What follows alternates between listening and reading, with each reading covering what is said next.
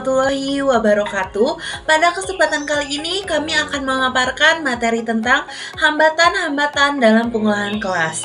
Keberhasilan pembelajaran tidak hanya tergantung pada materi atau metode, tetapi sangat dipengaruhi oleh kemampuan guru menciptakan kelas yang tertib dan kondusif. Namun, dalam praktiknya, guru sering menghadapi berbagai tantangan, mulai dari perilaku siswa, perbedaan karakter, kondisi fisik, ruangan kelas, sampai keterbatasan fasilitas.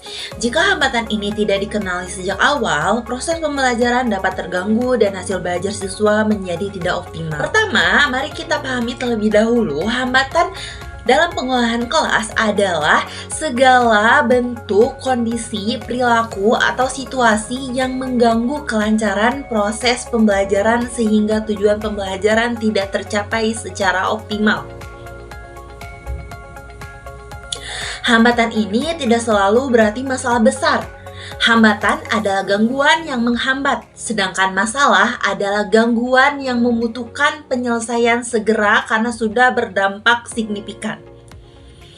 Jadi, setiap masalah adalah hambatan, tapi tidak semua hambatan menjadi masalah. Karena itu, penting bagi kita untuk memahami apa saja hambatan yang mungkin muncul agar dapat diatasi sebelum berkembang menjadi masalah yang besar. Secara umum, hambatan pengolahan kelas dapat bersumber dari beberapa faktor. 1. Hambatan yang berasal dari guru.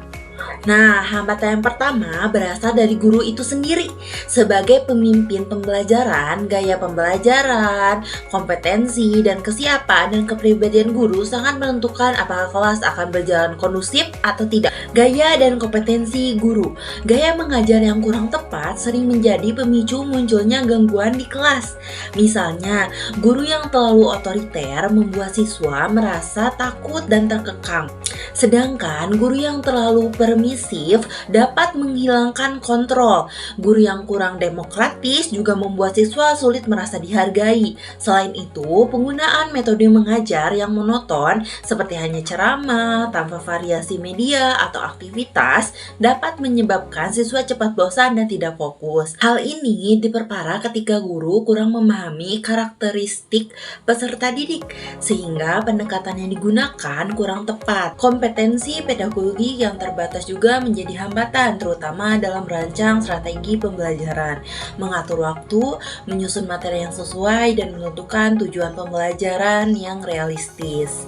Akibatnya, kelas menjadi kurang terarah dan mudah terganggu. 2. Kondisi fisik dan mental guru. Kesiapan fisik dan mental guru berpengaruh besar terhadap bagaimana ia mengelola kelas. Guru yang kelelahan, sedang stres, atau memiliki masalah emosional yang biasanya lebih sensitif, mudah tersulut emosi, dan sulit menjaga kestabilan kelas. Banyak beban tugas seperti administrasi, kegiatan sekolah, atau kegiatan luar sekolah juga membuat guru kehilangan fokus saat mengajar. Kepribadian guru. Kepribadian guru merupakan faktor yang sangat menentukan iklim kelas. Guru yang ramah, humoris, adil, dan tegas akan lebih mudah mendapatkan kepercayaan dari siswa. Siswa merasa aman, nyaman, dan lebih termotivasi untuk belajar. Hambatan pengolahan kelas yang berasal dari siswa umumnya muncul karena perbedaan karakter, kondisi emosional, dan kesiapan belajar.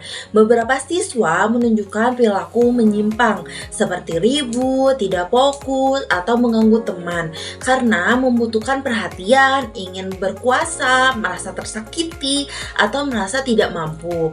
Selain itu, faktor internal seperti kurang percaya diri, kecemasan, mudah bosan, atau kesulitan memahami instruksi turut menghambat proses belajar.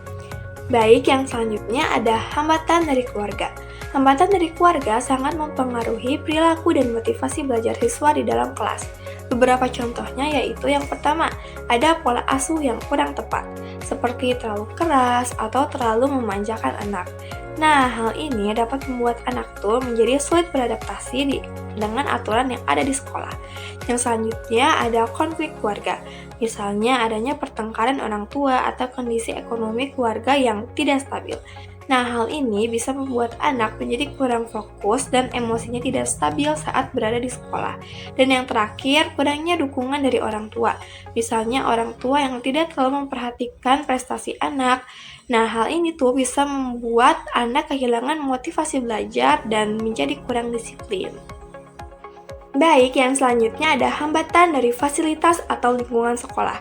Lingkungan belajar yang kurang mendukung dapat menjadi penghambat dalam pengelolaan kelas. Contohnya, yang pertama, adanya ruangan sempit dan panas. Nah, hal ini membuat siswa tuh menjadi cepat bosan, gelisah, atau sulit fokus. Yang kedua, adanya kurang media dan sarana pembelajaran, seperti alat peraga, papan tulis, proyektor, atau bahan ajar lainnya. Hal ini dapat menghambat guru dalam mengelola kegiatan belajar yang menarik di dalam kelas. Yang ketiga, lingkungan sekolah yang bising atau kurang bersih. Nah, hal ini juga dapat mengganggu kenyamanan belajar siswa. Nah, dampaknya itu pembelajaran tuh menjadi kurang efektif dan suasana kelas menjadi tidak kondusif. Baik, yang selanjutnya ada hambatan dari kurikulum. Kurikulum juga bisa menjadi sumber masalah dalam pengelolaan kelas jika tidak sesuai dengan kebutuhan dan kemampuan siswa. Nah, contohnya itu yang pertama, ada kurikulum yang terlalu padat. Nah, hal ini dapat membuat guru dan siswa menjadi terburu-buru menyelesaikan materi tanpa sempat memperdalam pemahamannya. Yang kedua, materi kurang sesuai dengan tingkat perkembangan siswa. Nah, hal ini menyebabkan siswa kesulitan memahami pelajaran dan cepat kehilangan minat. Dan yang terakhir, kurangnya fleksibilitas dalam penerapan kurikulum. Hal ini membuat guru menjadi sulit menyesuaikan pembelajaran dengan kondisi kelas yang beragam. Nah, dampaknya itu siswa menjadi cepat lelah, kehilangan minat belajar, dan guru kesulitan menjaga keterlibatan siswa.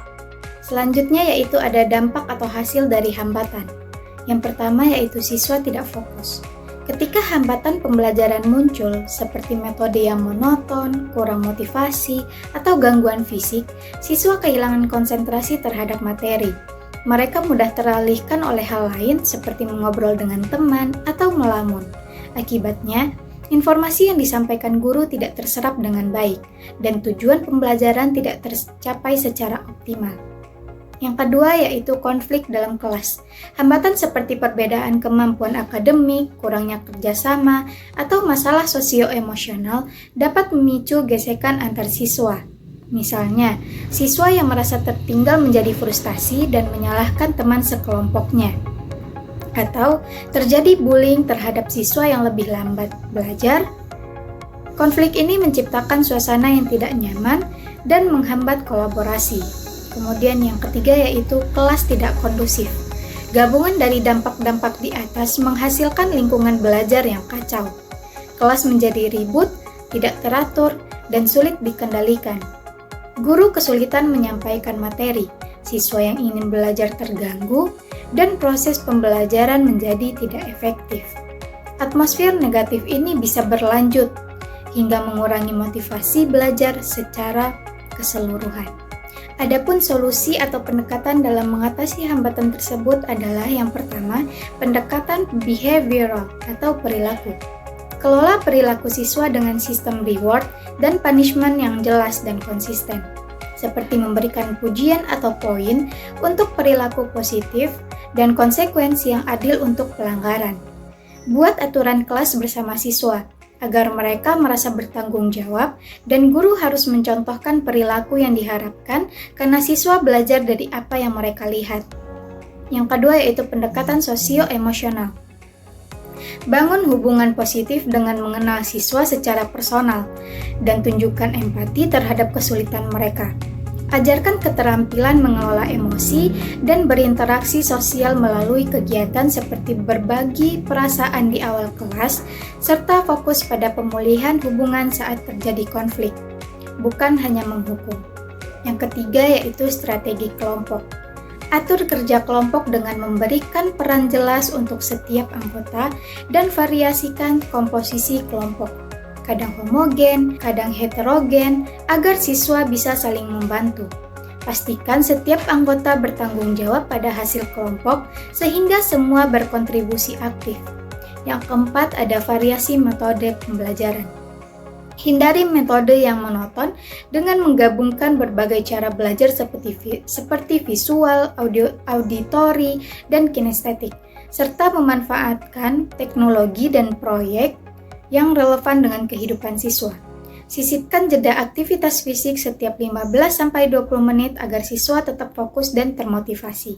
Kesimpulannya adalah hambatan dalam pengelolaan kelas muncul dari berbagai sumber, mulai dari guru, siswa, keluarga, fasilitas, kurikulum, dan dinamika kelompok.